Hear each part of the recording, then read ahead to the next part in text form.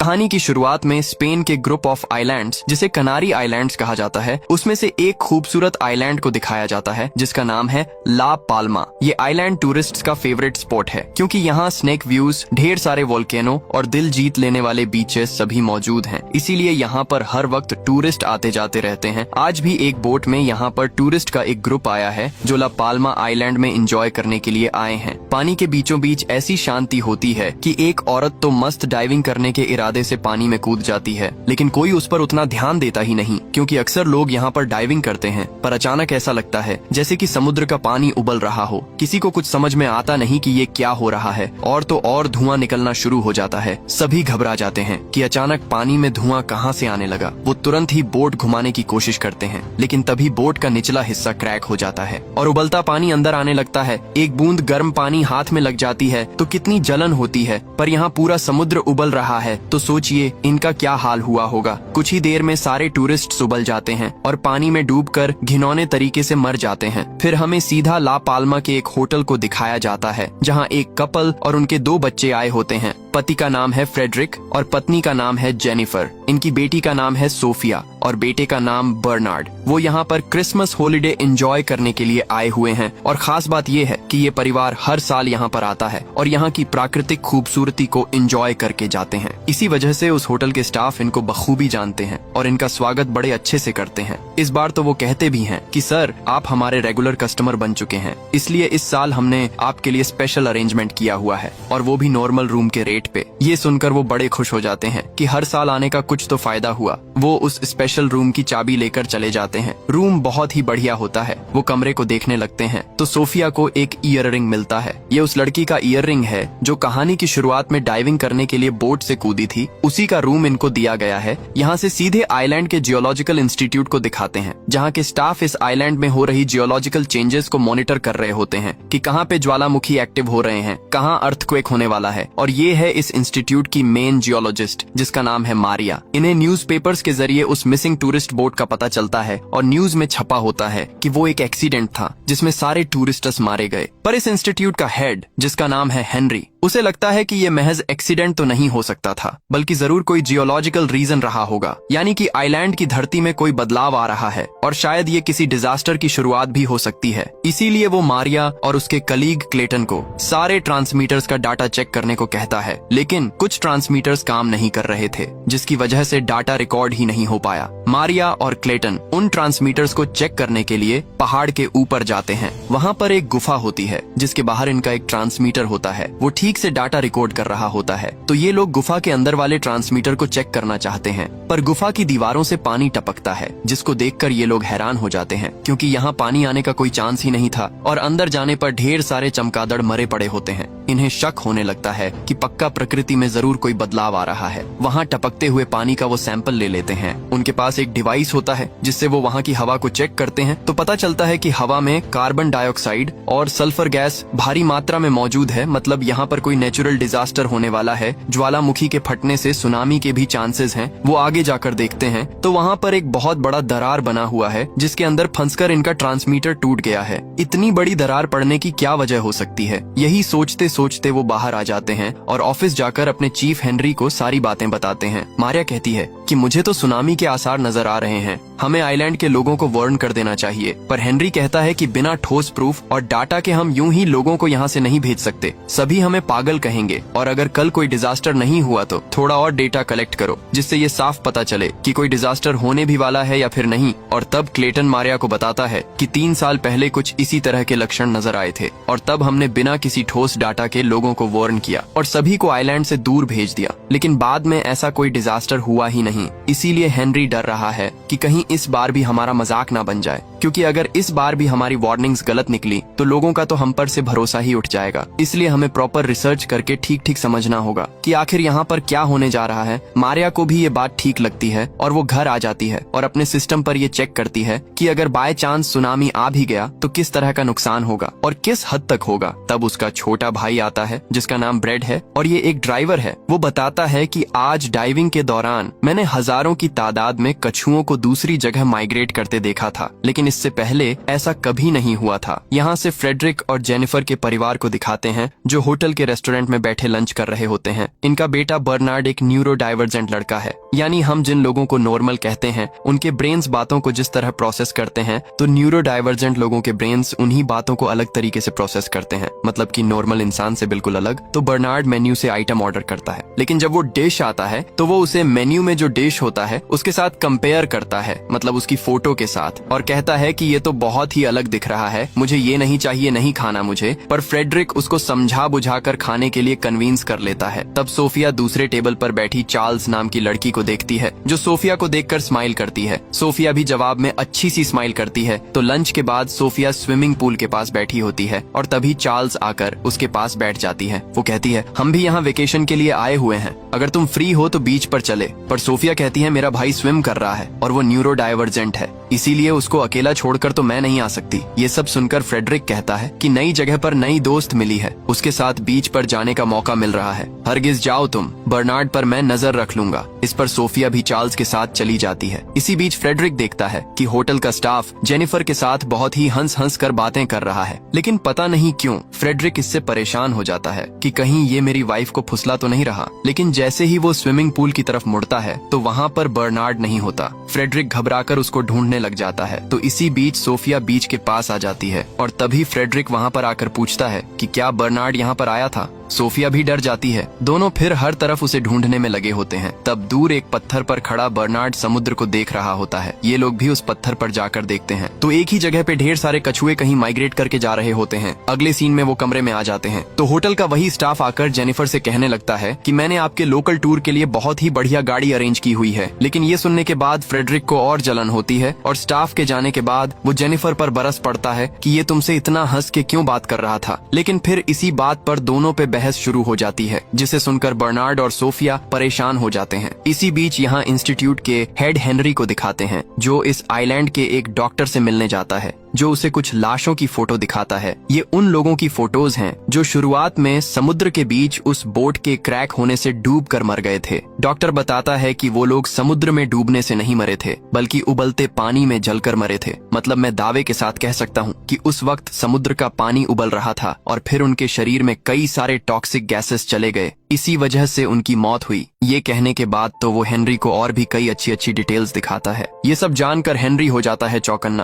और उसे शक होता है कि कहीं वाकई में सुनामी तो नहीं आने वाला। यहाँ मारिया और क्लेटन मिलकर उस गुफा से लिए गए पानी के सैंपल को टेस्ट कर रहे होते हैं। उन्हें पता चलता है कि उस पानी में मिनरल्स की मात्रा बहुत ही कम है और तो और पानी ऊपर से टपक रहा था, यानी वो दरार जिसमें इनका ट्रांसमीटर फंसा हुआ था, वो दरार गुफा के ऊपरी हिस्से से शुरू हुई होगी। ये सारी चीज सोचने के बाद इनकी जांच करने के लिए दोनों फिर उस गुफा के पास जाते हैं और इनका शक बिल्कुल सही होता है, क्योंकि गुफा के ऊपरी हिस्से में एक बहुत बड़ी दरार पड़ी हुई थी। यानी या तो यहाँ कोई ज्वालामुखी फटने वाला है या फिर और कोई नेचुरल डिजास्टर होने जा रहा है। फिर वो अपने इक्विपमेंट से उस दरार को नापते भी हैं। यहाँ से सीधे होटल में फ्रेडरिक को भी दिखाते हैं। उसे भी कोई वाइब्रेशन फील होता है, लेकिन जल्दी वो रुक भी जाता है क्योंकि इस बात को वो सीरियसली नहीं लेता। दूसरी ओर हेनरी भी अपने रिसर्च के जरिए इस नतीजे पर पहुंच जाता है कि कोई बहुत बड़ी प्रॉब्लम हमारे सर पर मंडरा रही है। लेकिन दोस्तों, इसके बावजूद भी वो ऑफिशियल सुनामी वार्निंग नहीं देना चाहता और कहता है कि फिलहाल तो हम सिर्फ सिविल गार्ड को सूचना दे देंगे। यहाँ मारियो और क्लेटन पहाड़ के ऊपर अपनी जांच कर रहे होते हैं और तभी अचानक से उस दरार में से बहुत ज्यादा धुआं निकलने लग जाता है। और क्योंकि इन्हें पता था कि ये टॉक्सिक गैस है तो दोनों नाक बंद करके वहाँ से भागने लगते हैं। लेकिन तब तक हर तरफ धुआं फैल चुका था। अब तक मारियो कुछ टूरिस्ट को देखती है जो वहाँ कैंपिंग कर रहे होते हैं। मारियो उनको बताती भी है कि जल्दी यहाँ से चले जाओ, ये टॉक्सिक गैस है,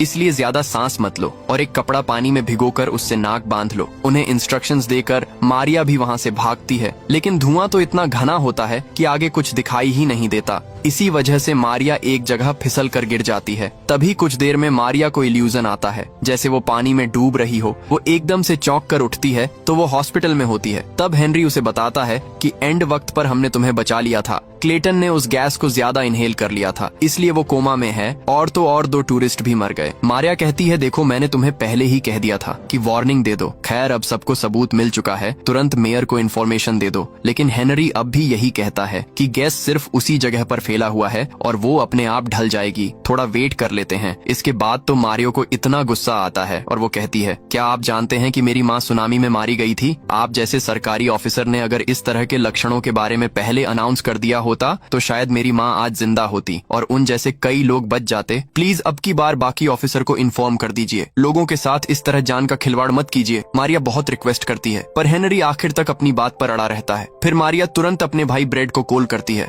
वो कहता है कि मैं समुद्र के बीच में हूँ और डाइविंग कर रहा हूँ। मारिया उसे सब समझाती है और कहती है कि डाइविंग मत करो और तुरंत घर चले जाओ। ब्रेड भी उसकी बात को समझ जाता है और तट पे आ जाता है। यहाँ से सोफिया और चार्ल्स को दिखाते हैं जो बीच पर बैठे बातें कर रहे होते हैं। तब एक लड़का चार्ल्स को बुलाता है और उससे बातें करने लगता है। ये देखने के बाद सोफिया चार्ल्स के बारे में थोड़ा पजेसिव हो जाती है और तब हमें पता चलता है कि वो गे है और चार्ल्स से प्यार करने लगी है। यहाँ जेनिफर और फ्रेडरिक के बीच सुलह हो जाती है। अब दोनों पहाड़ पर जाकर वहाँ का नजारा एंजॉय करने का प्लान बनाते हैं। लेकिन तब एक आदमी बताता है कि वहाँ मत जाइए, सुना है कोई खतरनाक गैस निकल रहा है वहाँ और उस गैस को ब्रीथ करने से 2 टूरिस्ट लोगों की जान चली गई। वैसे भी एक बार आपका बेटा तो खो भी चुका है, अच्छा हुआ मिल गया, इसलिए पहाड़ पर जाने के बजाय अपने बेटे का ध्यान रखिए। अब ये सुनकर जेनिफर को गुस्सा आ जाता है क्योंकि उसे नहीं पता था कि ब्रैड खो भी गया था। कमरे में आकर वो फ्रेडरिक को काफी सुनाती भी है कि तुमने अपने बेटे पर नजर नहीं रखी, क्या कर रहे थे तुम? तुम्हें तो अच्छे से पता है ना कि वो नॉर्मल बच्चा नहीं है, हमें उसका खास ध्यान रखना होता है। तुम्हें पता था, फिर भी तुम इतने गैर जिम्मेदार कैसे निकले? अब गुस्सा तो दोनों तरफ से था, तो फ्रेडरिक भी उस पर खूब चिल्लाता है। इनकी बातों से साफ पता चलता है कि सोफिया फ्रेडरिक की सगी बेटी नहीं है। इस बारे में भी उनके बीच बहस होती है जिसे सोफिया सुन लेती है। वो बेचारी बहुत रोती है और बाहर आकर अपने अंकल यानी जेनिफर के भाई जोन को कॉल करती है। जोन नॉर्वे के फॉरेन अफेयर्स मिनिस्ट्री में काम करता है। सोफिया कहती है कि अंकल मुझे नहीं करना इनके साथ वेकेशन, आप प्लीज मेरे लिए एक टिकट बुक करवा दीजिए, मैं वापस आना चाहती हूँ। पर जोन उसको समझाता है कि बेटा कुछ ही दिनों की तो बात है, ऐसा कोई घर नहीं होता जहाँ पेरेंट्स लड़ते नहीं हैं, तुम उनकी बातों को इतना सीरियसली मत लो और अपना वेकेशन एंजॉय करके लौट आओ। पर सोफिया कॉल काट देती है क्योंकि उसे ये उम्मीद नहीं थी। अंकल से उसने थोड़े पैसे जमा करके रखे होते हैं जिनसे वो फ्लाइट के टिकट्स खरीद लेती है और आखिर फ्लाइट बुक भी कर लेती है। तब उसे चार्ल्स का मैसेज आता है जिसमें लिखा होता है कि सॉरी मुझे नहीं पता था कि तुम मेरे लिए इतनी पजेसिव हो, वो लड़का मेरा बॉयफ्रेंड नहीं सिर्फ फ्रेंड है। यहाँ से सीधे ला पाल्मा के मेयर ऑफिस को दिखाते हैं जहाँ मारिया और हेनरी मेयर को अपने रिसेंटली फाइंडिंग्स के बारे में बताते हैं। लेकिन वो कहती है अगर ये फॉल्स अलार्म निकला तो बहुत सारे लोगों का खामखा नुकसान हो जाएगा, इसलिए सोच समझ कर बताओ, क्या तुम्हें लगता है कि सच में सुनामी आने जा रही है? हेनरी तो पूरे यकीन के साथ कहता है कि हमारी स्टडीज और रिसर्च तो यही बता रहे हैं, अगर जल्दी से जल्दी लोगों को यहाँ से निकाला नहीं गया तो बहुत बड़ा नुकसान होगा। अगले सीन में मारिया और हेनरी ऑफिस आते हैं तो उन्हें पता चलता है कि इस नेचुरल डिजास्टर के 3 स्टेजेस होंगे। पहले तो ज्वालामुखी फटेगा, अगला स्टेज ये होगा कि ज्वालामुखी से राख का घना धुआं निकलेगा और आखिर में उबलता लावा बाहर आएगा। और तो और उस पहाड़ पर जो दरार पड़ी थी वो तेजी से बढ़ भी रही है, किसी भी वक्त उसमें से लावा बाहर निकल सकता है। अब हेनरी कहता है कि तुरंत एयरपोर्ट अथॉरिटीज को इन्फॉर्म करो कि कोई भी प्लेन टेक ऑफ ना करें। लेकिन तब तक बहुत देर हो चुकी थी क्योंकि ज्वालामुखी फट चुका था और राख का घना धुआं बाहर निकलने लग जाता है। ये देखने के बाद तो टूरिस्ट लोग घबरा जाते हैं। फ्रेडरिक भी टेंशन में होता है, पर इससे पहले कि एयरपोर्ट को इन्फॉर्मेशन मिल थी वो फ्लाइट टेक ऑफ कर जाती है जिसमें सोफिया जा रही थी। लेकिन फ्लाइट ज्वालामुखी की राख में फंस जाती है और इंजन में आग लग जाती है जिस वजह से प्लेन हो जाता है क्रैश। फ्रेडरिक की आंखों के सामने वो फ्लाइट जलकर नीचे की ओर जाने लगती है। तब इन्हें जोन का कॉल आता है जो बताता है कि सोफिया वापस आना चाहती थी और मुझे टिकट बुक करने को कह रही थी, पर मैंने इनकार कर दिया, इसलिए तुम लोग प्लीज उसका ख्याल रखना। और तब जाकर ये दोनों नोटिस करते हैं कि सोफिया यहाँ है ही नहीं। वो घबरा कर उसे इधर उधर ढूंढने लगते हैं। इन्हें एहसास हो जाता है कि शायद सोफिया उस फ्लाइट में गई होगी। इसी बीच दिखाते हैं कि फ्लाइट क्रैश हो चुका है और घायल पैसेंजर्स को हॉस्पिटल में एडमिट किया जाता है। फ्रेडरिक और जेनिफर हॉस्पिटल जाते हैं। वहाँ सोफिया को ना पाकर जेनिफर तो हंगामा खड़ा कर देती है कि मेरी बेटी कहाँ पर है, पर फ्रेडरिक उसको शांत करके बाहर लेकर जाता है। यहाँ से सीधे मारिया और हेनरी को दिखाते हैं। मेयर के साथ मिलकर वो कुछ हायर ऑफिशियल के साथ मीटिंग करते हैं। वो इन्हें इवैक्यूएशन की परमिशन दे देते हैं। तो हेनरी अपने स्टाफ से कहता कहता है कि तुम सब अपने अपने परिवारों के साथ सेफली यहाँ से निकल जाओ, मैं यहीं रहूंगा क्योंकि मुझे और भी रिसर्च करना है। मारिया समझ जाती है कि हेनरी तो नहीं आने वाला और वो इंस्टीट्यूट से निकल जाती है। घर आकर वो ब्रेड को कॉल करती है लेकिन वो कॉल नहीं उठाता। यहाँ फ्रेडरिक और जेनिफर उस फ्लाइट के पैसेंजर्स लिस्ट को चेक करती है लेकिन सोफिया का नाम लिस्ट में होता ही नहीं। तब जाकर इनको राहत मिलती है, मतलब सोफिया उस फ्लाइट में गई ही नहीं थी। दोनों टेंशन में घर आते हैं तो सोफिया वहाँ बैठी होती है। उसको देखकर दोनों उसे गले लगा लेते हैं। बहुत इमोशनल होते हैं दोनों और कहते हैं कि बेटा, आइंदा तुम्हारा दिल कभी नहीं दुखाएंगे हम, पर प्लीज कभी इस कदर हमें छोड़कर मत जाना। उस रात सोफिया स्विमिंग पूल के पास बैठी होती है और तब चार्ल्स वहाँ पर आती है। सोफिया कहती है कि तुम्हारे मैसेज की वजह से ही मैं जिंदा हूँ। अगर तुमने वो मैसेज नहीं किया होता तो शायद मैं अभी फ्लाइट में चली जाती और जिंदा नहीं बचती। चार्ल्स भी इमोशनल हो जाती है और यहाँ पर दोनों किस कर लेते हैं। यहाँ मारिया को पता चलता है कि उसका भाई ब्रैड एक बार में है और वो वहाँ पर चली जाती है। वहाँ पुलिस एक लड़के को पकड़कर लेकर जा रही होती है और मारिया को लगता है कि वो उसका भाई है। पुलिस उसे रोकती भी है लेकिन वो पुलिस से भीड़ जाती है, पर आखिर में पता चलता है कि वो ब्रैड नहीं कोई और है। अब पुलिस से पंगा लेने की वजह से मारिया को भी पकड़कर वो लेके चले जाते हैं। लेकिन तब मारिया ब्रैड को देख लेती है और कहती है कि एक काम करो, जल्द से जल्द इस आइलैंड को छोड़कर चले जाओ, यहाँ बहुत बड़ा खतरा होने वाला है। तो अगली सुबह ब्रैड मारिया को देखने चल जाता है जहाँ मारिया को एक सेल में बंद किया गया है। वो कहता है कि सॉरी, मैं तुम्हें कॉल नहीं कर पाया और ना ही तुम्हारा कॉल उठा पाया। मेरी वजह से तुम्हें ये नौबत देखनी पड़ गई, पर तुम फिक्र मत करो, तुम्हें जल्द से जल्द यहाँ से छुड़ा दूंगा और फिर हम दोनों आइलैंड से निकल जाएंगे। यहाँ नॉर्वे में जोन को दिखाते हैं जहाँ फॉरेन अफेयर्स मिनिस्ट्री की एक मीटिंग बुलाई जाती है जिसमें ये फैसला किया जाता है कि नॉर्वे से जो टूरिस्ट ला पाल्मा गए हैं उन्हें तुरंत वापस बुलाना होगा, वरना एक बहुत बड़े डिजास्टर में वो फंस जाएंगे। जोन ये बातें जेनिफर को भी इन्फॉर्म कर देता है कि जल्द से जल्द उस आइलैंड से निकल जाओ। दरअसल इस बीच सोफिया और चार्ल्स इंटीमेट हुए थे। सोफिया ने फैसला कर लिया था कि अब उसे अपने पेरेंट्स से ये बात छुपानी नहीं चाहिए, तो वो अपनी माँ को बता देती है कि मैं गे हूँ और मुझे लड़के पसंद नहीं हैं। जेनिफर समझ जाती है और उसे सपोर्ट ही करती है। सोफिया बहुत ही खुश होती है और मजे से स्विम कर रही होती है। तो जेनिफर भी पुल के पास बैठी होती है। तभी जोन उसे कॉल करके तुरंत ला पाल्मा छोड़ने को कहता है। वो भी घबराकर टेंशन में सारी चीजें पैक करने में लग जाती है। सोफिया चार्ल्स को भी बताने जाती है लेकिन वो वहाँ पर होती नहीं और इस तरह सोफिया उसे इन्फॉर्म नहीं कर पाती। यहाँ ये लोग अपना सामान लेकर बाहर आ जाते हैं लेकिन वहाँ कोई गाड़ी मिलती ही नहीं, पर इन्हें अब कैसे भी करके इस आइलैंड से निकलने के लिए बोट तक पहुँचना होगा। तो वो एक गाड़ी चुरा लेते हैं। गाड़ी का ऑनर वहाँ पर आता है और फ्रेडरिक को मारने लगता है कि मेरी गाड़ी चुराने की हिम्मत कैसे हुई तुम्हारी। फ्रेडरिक अपने परिवार को बोट पर चढ़ने को कहता है और वो भी चढ़ जाते हैं, पर वो ऑनर फ्रेडरिक को जाने नहीं देता। फ्रेडरिक उसे कुछ पैसे पकड़ाकर कहता है कि प्लीज मुझे माफ कर दो, जाने दो मुझे। तो वो भी पैसे लेकर फ्रेडरिक को छोड़ देता है। वो बोट की ओर भागा चला जाता है अपने परिवार की तरफ, लेकिन तब तक बोट निकल चुकी थी। अब पता नहीं अगला बोट कब आएगा और फ्रेडरिक यहाँ फंस चुका है। जेनिफर तो बोट को रुकवाने की बहुत कोशिश करती है लेकिन बात बनती नहीं। मारिया भी चार्ल्स को कॉल करके बताती है कि हमें इन्फॉर्मेशन मिली है कि यहाँ सुनामी का खतरा है, तुम भी जल्दी से जल्दी इस आइलैंड को छोड़कर चले जाओ। लेकिन यहाँ पर प्रॉब्लम ये होती है कि मोबाइल सिग्नल बहुत ही कमजोर होता है और बीच में ही कट जाते हैं सिग्नल। यहाँ से सीधे जियोलॉजिकल इंस्टीट्यूट में बैठा हेनरी अपने सिस्टम्स पर सिचुएशन को मॉनिटर कर रहा होता है, लेकिन अचानक उसके सिस्टम पर नो सिग्नल का साइन आता है। मतलब कोई भी ट्रांसमीटर काम नहीं कर रहा। बस वो समझ जाता है कि सुनामी वक्त से पहले आने वाला है। वो तुरंत ही हायर ऑफिशियल्स को इन्फॉर्म कर देता है कि जल्दी हर तरफ वार्निंग अलार्म्स बजाना शुरू कर दो ताकि लोग यहाँ से भाग जाएं। और न सिर्फ होटल में बल्कि हॉस्पिटल में जो टूरिस्ट थे वो भी टेंशन में आ जाते हैं। तभी क्लेटन जो कोमा में था उसे होश आ जाता है और वो चौंक जाता है कि यहाँ पर हुआ क्या है, हर तरफ इतनी हलचल क्यों हो रही है। फिर यहाँ बहुत देर के बाद एक बोट आती है तो फ्रेडरिक उसमें चढ़ जाता है। बोट पूरा भर चुका था। ऐसे में एक औरत एक बेबी को लेकर आती है, पर कोई उसे अपनी जगह नहीं देना चाहता, तो फ्रेडरिक बोट से उतरकर उस औरत को जगह दे देता है। और यहाँ पुलिस स्टेशन में ब्रेड मारिया को छुड़ाने की बहुत कोशिश करता है कि इमरजेंसी सिचुएशन है, देखिए इस आइलैंड में सुनामी आने वाला है, मेरी बहन को छोड़ दो। पर ये लोग इस हालत में भी रूल्स बताने लगते हैं कि नहीं छोड़ा जाएगा क्योंकि हमें ऐसी कोई इन्फॉर्मेशन मिली ही नहीं है। इसी बीच क्लेटन ऑफिस आ जाता है जहाँ हेनरी के अलावा और कोई है ही नहीं। असल में हेनरी यहाँ पर इसलिए रुका हुआ है क्योंकि उसे ये लगता है कि ऐसे डिजास्टर्स बार बार नहीं आते, हजारों सालों में एक बार आते हैं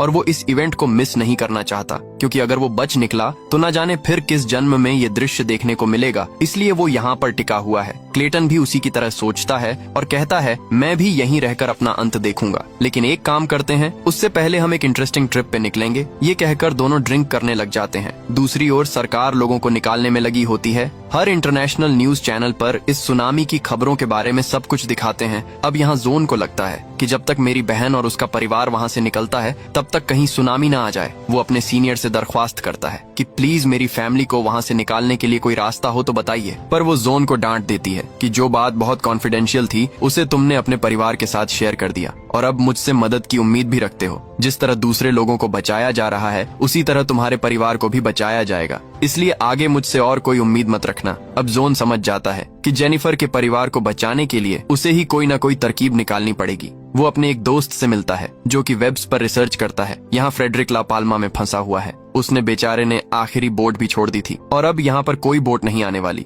वो उम्मीद खोकर बैठ जाता है कि खत्म हो गया सब कुछ। ला पाल्मा का एयरपोर्ट तो बंद हो चुका है, इसलिए ये बोट इन टूरिस्ट्स को दूसरी जगह के एयरपोर्ट पर पहुंचाएगी और फिर वहाँ से वो अपनी अपनी लोकेशन पर जाएंगे। फ्रेडरिक समझ जाता है कि अब उसके बचने का कोई चांस नहीं। वो जेनिफर को कॉल करता है ताकि आखिरी बार उससे और बच्चों से बात की जाए, लेकिन सिग्नल बीच में कट हो जाता है। इसी बीच पुलिस स्टेशन को सुनामी के बारे में इंफॉर्मेशन मिल जाती है और पुलिस वाले तुरंत स्टेशन से भाग जाते हैं। अब ब्रैड मारिया के सेल की चाबी को लेकर उसे खोल देता है। इसी बीच बाकी कैदी भी बच निकलते हैं। मारिया और ब्रैड जल्दी से बाहर निकलते हैं तो उस ज्वालामुखी को फटते हुए देखते हैं। लावा बिल्कुल नीचे तक आ चुका था। दोनों वहाँ से भागते हैं और रास्ते में बैठे फ्रेडरिक को देखते हैं। ब्रैड कहता है कि हमें तुरंत ही आइलैंड छोड़कर जाना होगा। फ्रेडरिक पूछता है कि जाओगे कैसे? आखिरी बोट तो जा चुकी है। ब्रैड कहता है कि मैं डाइवर हूँ और मेरे पास एक बोट है, आप एक काम कीजिए, हमारे साथ चलिए। तो फ्रेडरिक भी उनके साथ चल देता है। तीनों बोट के पास आते हैं, लेकिन तब जेल से बचा हुआ एक कैदी वहाँ गन लेकर आता है और इन्हें धमकाता है कि बोट मुझे दे दो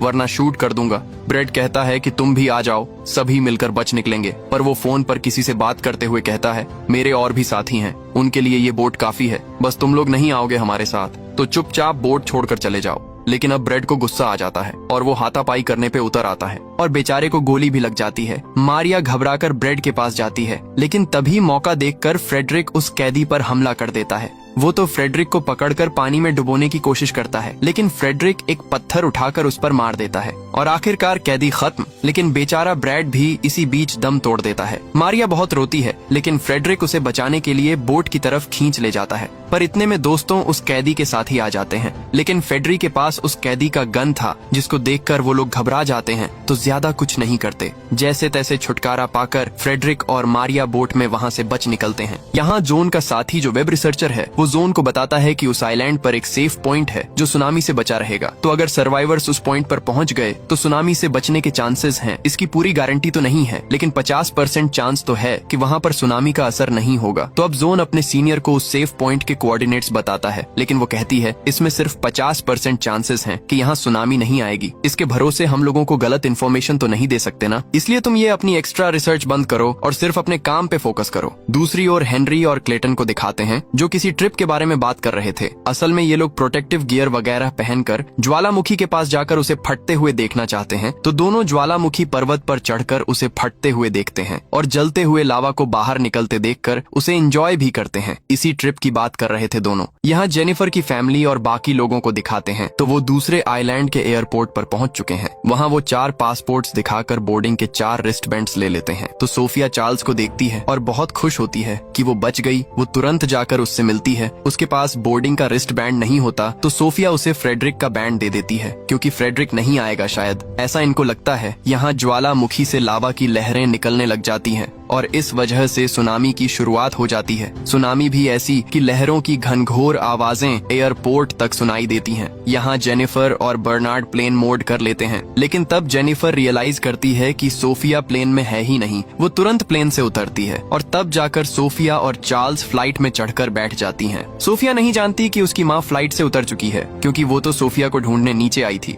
यहाँ से फ्रेडरिक और मारिया को दिखाते हैं जो बोट में जा रहे होते हैं, लेकिन सुनामी को आते देखकर वो समझ जाते हैं कि अब बचने का कोई रास्ता है ही नहीं। दूसरी ओर जोन किसी भी तरह ला पाल्मा के लोगों को उस सेफ पॉइंट के बारे में बताना चाहता है, क्योंकि वो ज्यादा से ज्यादा लोगों की जान बचाना चाहता है। और उसी वक्त उसकी सीनियर एक प्रेस मीटिंग में बात कर रही होती है। तभी जोन बीच में घुसकर उस सेफ पॉइंट के लोकेशन कोऑर्डिनेट्स को दिखाकर कहता है कि अगर ला पाल्मा आइलैंड पर कोई फंसा हुआ है तो प्लीज इस लोकेशन पर चले जाइए, ये सेफ जगह है। ये खबर अब हर जगह मीडिया में फैल जाती है। हर किसी के मोबाइल पर ये कोऑर्डिनेट्स फॉरवर्ड्स किए जाते हैं। जेनिफर के फोन पर भी वो मैसेज आता है, लेकिन इतने में सिग्नल कट हो जाता है। और तो और जेनिफर को समझ नहीं आता कि वो क्या कोऑर्डिनेट्स हैं और मैप में उसको कैसे देखना होता है। पर बर्नार्ड को इन बातों में बहुत ही इंटरेस्ट है, तो वो उस लोकेशन कोऑर्डिनेट्स को देखकर मैप में एक जगह को मार्क करता है कि यही वो सेफ पॉइंट है। दोनों उसी लोकेशन की ओर भागते हैं तो मारिया को भी वो मैसेज मिलता है, तो वो भी फ्रेडरिक के साथ उसी ओर जाने लगती है। और इनकी बोट के पीछे बहुत बड़ी और ऊंची लहर उड़ती उड़ती और तेजी से आ रही है। वो बड़ी लहर इन्हें अपनी चपेट में लेने वाली होती है, लेकिन दूसरी तरफ से एक और लहर उस लहर से टकरा जाती है, जिसकी वजह से ये बच जाते हैं और उसकी गति धीमी हो जाती है। अब सुनामी की लहरें ला पाल्मा आइलैंड को अपनी चपेट में लेने लग जाती हैं। एयरपोर्ट भी नहीं बचता। इन्हीं में से एक फ्लाइट में सोफिया और चार्ल्स बैठी थीं। यहाँ जेनिफर और बर्नार्ड दूसरे कुछ पैसेंजर्स के साथ एक गाड़ी में एयरपोर्ट से निकल चुके थे और वो एक ऊंचे पहाड़ पर पहुंच जाते हैं जहाँ वो सेफ पॉइंट है। वो गाड़ी नीचे छोड़कर ऊपर की ओर भागते हैं और लगता है यहीं पर दूसरे सर्वाइवर्स भी हैं। फ्रेडरिक भी वहाँ पर होता है। वो जेनिफर और बर्नार्ड को जैसे ही देखता है उसके खुशी का कोई ठिकाना नहीं होता, पर तीनों रोने भी लगते हैं क्योंकि ना जाने सोफिया के साथ क्या हुआ होगा। यहाँ फ्लाइट के अंदर सोफिया को दिखाते हैं जो जिंदा है। उस फ्लाइट के कुछ पैसेंजर्स अब अभी भी जिंदा थे। वो चार्ल्स को देखती है जो सांस नहीं ले रही होती है, लेकिन सोफिया उसे सीपीआर देती है और फिर वो सांस लेना शुरू कर देती है। उसे होश आ जाता है और इस तरह ये लवर्स जिंदा बच गई थी। दोनों बाहर निकलती हैं तो देखती हैं उस जगह का विनाश हो चुका है। यहाँ से सीधे टीवी न्यूज को दिखाते हैं जिसमें बताते हैं कि सुनामी में लगभग 1000 लोग मारे गए होंगे और भारी नुकसान हो गया है। और यहाँ प्रेस मीटिंग में घुसकर बोलने की वजह से जोन को नौकरी से निकाल दिया जाता है, लेकिन उसे अपनी नौकरी से ज्यादा अपनी फैमिली की चिंता होती है और वो टेंशन में होता है कि कहीं फ्रेडरिक, जेनिफर और बच्चों को कुछ हो ना गया हो। तब उसकी कोलीग आती है कि देखो, आपने जो लोकेशन कोऑर्डिनेट शेयर किए थे वाकई में वो एक सेफ पॉइंट था। वहाँ जाकर कई लोगों ने अपनी जानें बचाई है। इतना ही नहीं, वहाँ पर आपकी बहन जेनिफर भी है। तब ये सुनकर जोन को तसल्ली होती है। उसके बाद उस सेफ पॉइंट पर रेस्क्यू टीम पहुँच जाती है। फ्रेडरिक और जेनिफर रो रहे होते हैं कि शायद सोफिया जिंदा नहीं बची होगी और तब दूसरे सर्वाइवर्स को हेलीकॉप्टर में वहाँ लाया जाता है। उसमें सोफिया भी होती है, जिसको देखकर इनको इतनी खुशी होती है कि इनका कोई ठिकाना नहीं। पर मारिया का भाई ब्रैड, वो तो मर चुका था, तो मारिया अपने भाई की याद में बोट लेकर समुद्र के बीच जाती है और अपने भाई की तरह डाइव करती है और समुद्र की गहराइयों में छुप जाती है। प्रकृति की खूबसूरती को निहारने लगती है। उसका भाई हमेशा कहता था कि ऐसा कुछ नहीं है जो प्रकृति हमें नहीं दे सकती, हमें नहीं सिखाती। वो खुद हमें बताती है कि आगे क्या होने जा रहा है। डिजास्टर के लक्षण भी खुद प्रकृति हमें बताती है। तो अगर हम उन लक्षणों को ध्यान से देखें और समझे तो ऐसे खतरों से बच सकते हैं। अपने भाई के इन्हीं शब्दों को सोचकर मारिया इमोशनल होती है और इसी सीन के साथ ये कहानी यहीं पर खत्म हो जाती है। दोस्तों, आपको वीडियो कैसी लगी लाइक और कमेंट करके जरूर बताना। मिलते हैं अगली शानदार वीडियो में। तब तक के लिए सब्सक्राइब बटन दबा दो।